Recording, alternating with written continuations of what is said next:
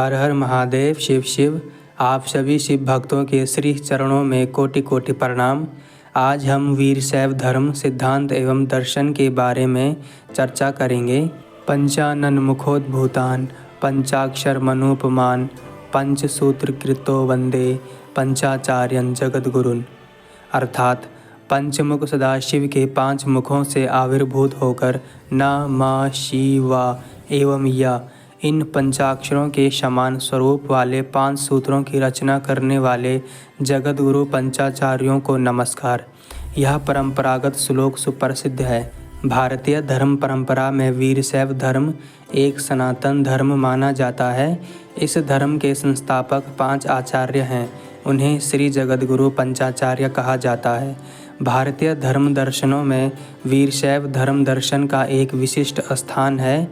इसकी स्थापना रेणुक, दारुक, घंटाकर्ण, धेनुककर्ण एवं विश्वकर्ण नामक 5 प्रमुख शिवगणों ने शिव के आदेश अनुसार की थी।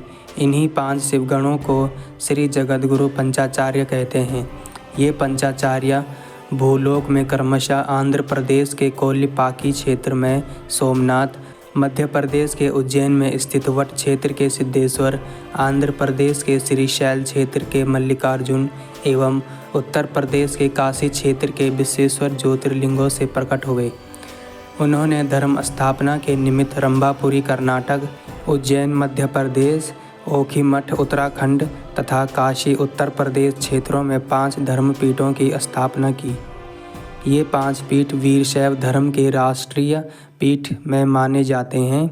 इन 5 पीठों के आचार्यों ने 5 महर्षियों को सूत्र रूप में वीरशैव धर्म दर्शन का उपदेश दिया था।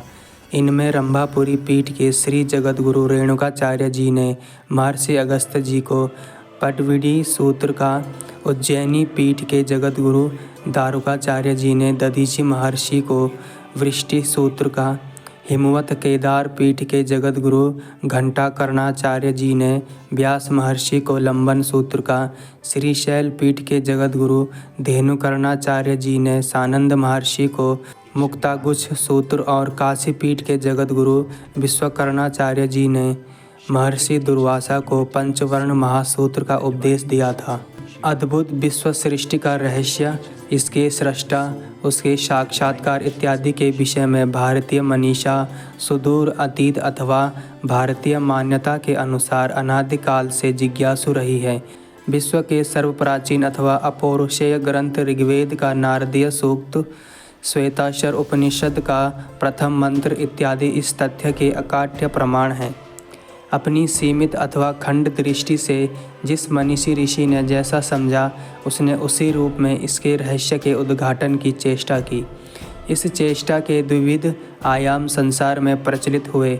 ऐसा नहीं है कि जिस ऋषि ने जैसा वर्णन किया उसकी ज्ञातृत्व क्षमता उतनी ही थी, बल्कि जिज्ञासु एवं अधिजिज्ञासु जनों की पात्रता को दृष्टि में रखकर ऋषियों ने अपने उद्गार का प्रचार प्रसार किया। इन विविध एवं सीमित वर्णनों की पृष्ठभूमि में एक पूर्ण एवं असीम चित्त सत्ता नित्य विराजमान रहती है। यह तथ्य सर्वसम्मत है। चरम सत्य को बौद्धिक स्तर पर तर्क वितर्क के साथ समझने का प्रयास दर्शन कहलाता है और मानसिक स्तर पर शरीर की विविध चेष्टाओं के साथ उस तक पहुँचने की प्रक्रिया धर्म कहलाती है। गहन विचार करने पर प्रतीत होता है कि दर्शन एवं धर्म एक ही वस्तु के 2 आयाम हैं। ज्ञान और क्रिया अथवा दर्शन और धर्म दोनों परस्पर पूरक हैं। इतना अवश्य है कि क्रिया ऋजु पथ है और दर्शन वक्र मार्ग। इसके पीछे क्रमशः उनकी स्थूलता और सूक्ष्मता कारण है। स्थूल से सूक्ष्म की ओर बढ़ना मानव का स्वभाव है और उसके लिए श्रेयस्कर भी। इसीलिए गृहस्थ आश्रम में जिन योग आदि स्थूल कृत्यों के स्थूल आचरण का नियम है, वानप्रस्थ में उन्हीं के सूक्ष्म रूप में मनन और निधिध्यासन का विधान है। भारत वसुंधरा पर शैव और वैष्णव दोनों धाराएं अपने धर्म और दर्शन रूपी दोनों आयामों के साथ प्रभावित होती रही हैं। वैष्णवी धारा का मूल आधार वेद एवं शैवी धारा का आगम था। अपने मूल रूप में दोनों स्वतंत्र होते हुए भी काल, कर्म एवं मानवीय स्वभाव के कारण मिश्रित हो गई और परवर्ती समय से मिश्रणों का मिश्रण हुआ एवं नए नए संप्रदाय आविर्भूत हुए। इनमें द्वैत, द्वैताद्वैत एवं अद्वैत के भेद से त्रिविध स्वरूपों का दर्शन मुख्य रूप से होता है। द्वैत से अद्वैत की परंपरा उत्तर से दक्षिण तक प्रचलित थी। सिंधु घाटी के प्रागैतिहासिक अवशेषों से यह तथ्य सुप्रमाणित होता है कि उत्तर भारत में वैदिक आर्य सभ्यता के प्रचलन से पूर्व जो लोग वहाँ के निवासी थे वे शैव वीरशैव धर्मावलंबी थे।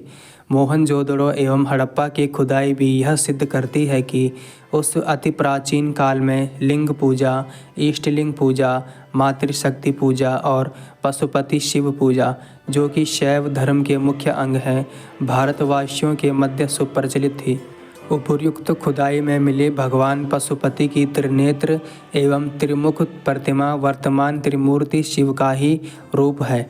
उस मूर्ति से अभिव्यक्ति होने वाली ज्ञान मुद्रा तथा अर्धोन्मीलित नेत्र वाली एक योगी की मूर्ति से संकेतित सांभवी मुद्रा इस बात के स्पष्ट प्रमाण है कि आज से 5000 वर्ष पूर्व शैव और वीरशैव योग साधना का प्रचुर प्रचलन था।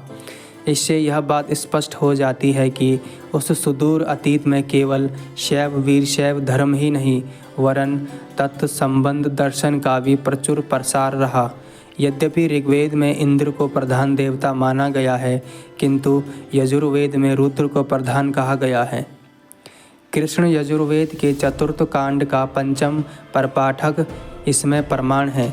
इससे यह भी सिद्ध होता है कि यद्यपि वेदों में रुद्र का वर्णन है, तथापि वेद में प्रभाव बौद्धों के योगाचार, वज्रयान, कालचक्रयान, पाशुपत, शैव सिद्धांत नाथ संप्रदाय पर पड़ा। महात्मा बुद्ध के योग गुरु अराड और उद्रक शैवी योग साधना के अनुयायी रहे। दक्षिण भारत की आलवार और नायनार नामक संत परंपरा भी शैव साधना से प्रभावित प्रतीत होती हैं। निष्कर्ष यह है कि शैव धर्म हिमालय से लेकर कन्याकुमारी तक प्रचलित था। आइए अब लिंगायत के अर्थ को समझते हैं। लिंगायत शब्द वीरशैव का ही पर्यायवाचक है। लिंगम आयत्रिष्य स लिंगायता, यह इसकी व्युत्पत्ति है। उत्तर काला आयति। अमर सिंह की उक्ति में उत्तर काल को आयति कहा गया है।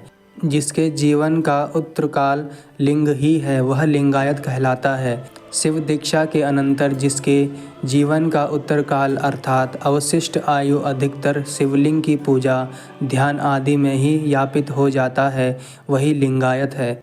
अतएव महर्षि वेदव्यास ने शैलादेन महाभागा विचित्रा लिंगधारका शवस्योपरि लिंगम च ध्रियते च पुरातने लिंगेन सह पंचतत्वम लिंगेन सह जीवनम। स्कंद पुराण के इस वचन में लिंगायत पर्याय नाम वाले वीरशैवों को शिवलिंग निष्ठा का बहुत सुंदर रीति से चित्रण किया है। लिंगायत धर्म समानता, भाईचारा, नैतिकता, समृद्धि और प्रगति का प्रतीक, जीवन का शाश्वत शांति का मार्ग है। लिंगायत में सभी मानव जाति जन्म से बराबर हैं। भेदभाव सिर्फ ज्ञान पर आधारित है। गुरु शिष्य या भवी भक्त यह वर्तमान का शिक्षा प्रणाली के बराबर है। किसी अधिकारी के घर में जन्म लेने से कोई अधिकारी नहीं बन सकता। अच्छे अंक प्राप्त करके एक अधिकारी बन सकता है।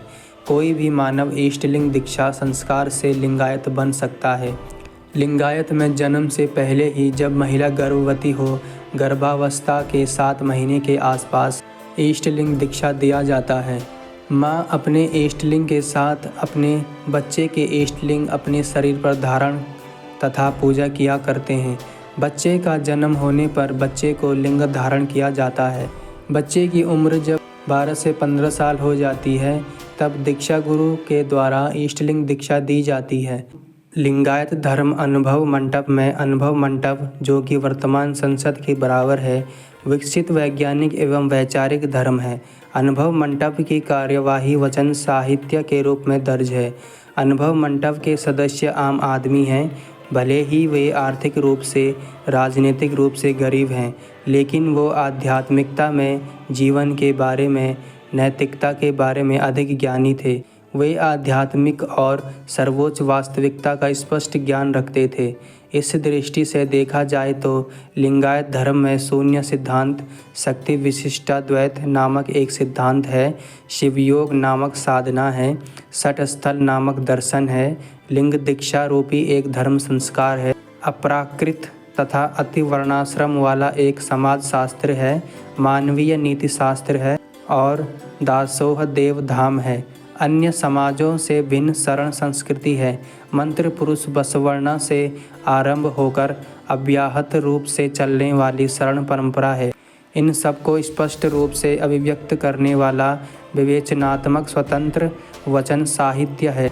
धर्म के आद्य पथ निर्मापक वचन साहित्य संविधान करता बसवर्णा नामक धर्म गुरु है। सभी जाति धर्म संप्रदाय के व्यक्ति इष्टलिंग दीक्षा पाकर लिंगायत बन सकता है। जाति जन्म से प्राप्त होती है तो धर्म संस्कार से। लिंगायत धर्म संस्कार से बना हुआ है। इसमें प्रवेश करने का अधिकार हर एक व्यक्ति को है, वह किसी भी जाति का ही क्यों ना हो।